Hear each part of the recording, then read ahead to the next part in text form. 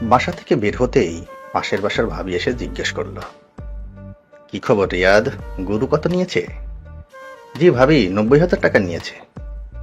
আমাদেরটাই 1,50,000 টাকা। তোমার ভাইয়াকে বলেছিলাম বড় দেখে একটা কিনতে।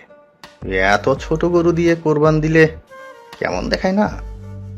বেশি ছোট হয়ে গেল নাকি ভাবি? না, তবুও বড় গরু দিয়ে কোরবান দিলে ভাবটাই অন্যরকম থাকে না?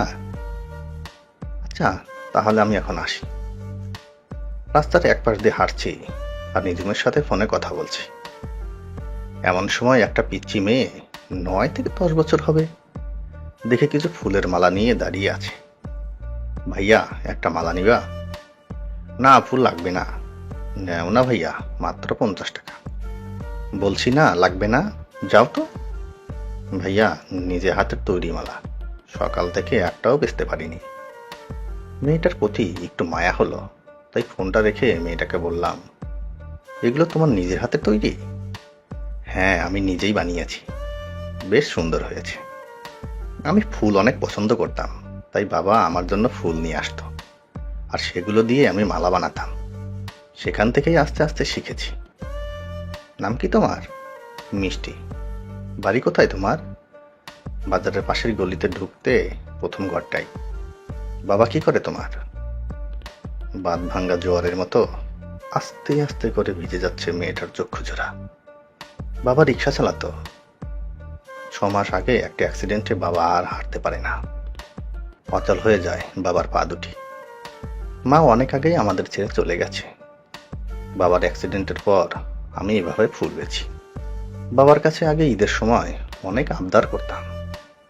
বাবা আমার সব আবদার পূরণ করত, কিন্তু এখন আর সেই আবদার পূরণ করার শক্তি বাবার নেই। দুদিন পরে বাবা আমার জন্য প্রতি ঈদে মাংস নিয়ে আসতো, তাই আমি এই কদিন একটু বেশি মালা বিক্রি করার চেষ্টা করি। মাংস কিনতে না পারলেও বাবার জন্য একটা বড় দেখে মুরগি নিয়ে যেতে পারবো। মেয়েটার কথা শুনে চোখের এক কোণে পানি জমে গেল আমার। জীবনে কি করলাম বাবার জন্য? এই 18-20 বছর শুধু বাবার কাঁধের উপর বসে আছি। সরি বাবা, আজও তোমার গর্বের কোনো কারণ হতে পারলাম না। বললাম, তোমার এখানে কয়টা মালা আছে?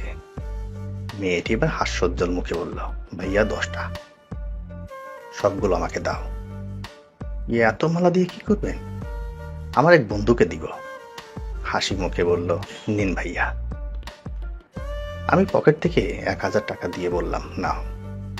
ভাইয়া, আমার কাছে ভাঙতি নেই। ভাঙতি লাগবে না, তুমি রেখে দাও। না ভাইয়া, আমি কারো কাছ থেকে কিছু নেই না, যেটা পাও না সেটা দিলেই হবে। 500 টাকা দিয়ে বললাম, হাত চাই নাও। আপনাকে অনেক ধন্যবাদ ভাইয়া। ফুলগুলো তাকে দিয়ে বললাম, এই নাও, এগুলো তোমাকে আমার ছোট্ট বন্ধু হিসেবে উপহার দিলাম। আসার পথে ভাবলাম, এই ফুলগুলো বিক্রি করে আরো কিছু টাকা পাবে হয়তো, সে তার আশা পূরণ করতে পারবে। ঈদের দিন সকল কাজ শেষে হঠাৎ সেই মেয়েটির কথা মনে পড়ল।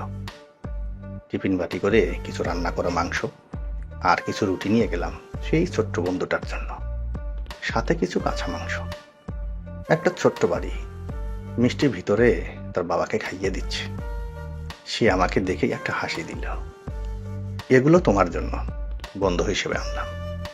আমার হাত ধরে, আসো ভাইয়া, ভিতরে আসো। তাদের কাছ থেকে বিদায় নিয়ে আসার সময় হঠাৎ কিছু শুকনো ফুলের মালার দিকে চোখ পড়ল। সে আমার দিকে তাকিয়ে বলল, এগুলো তোমার দেওয়া সেই উপহারগুলো। তুমি এগুলো বিক্রি করোনি? তুমি আমাকে বন্ধু বলে উপহার দিলে না, আমি কি সেই বন্ধুর দেওয়া উপহার বিক্রি করে দিতে পারি? তাই যত্ন করে রেখে দিলাম।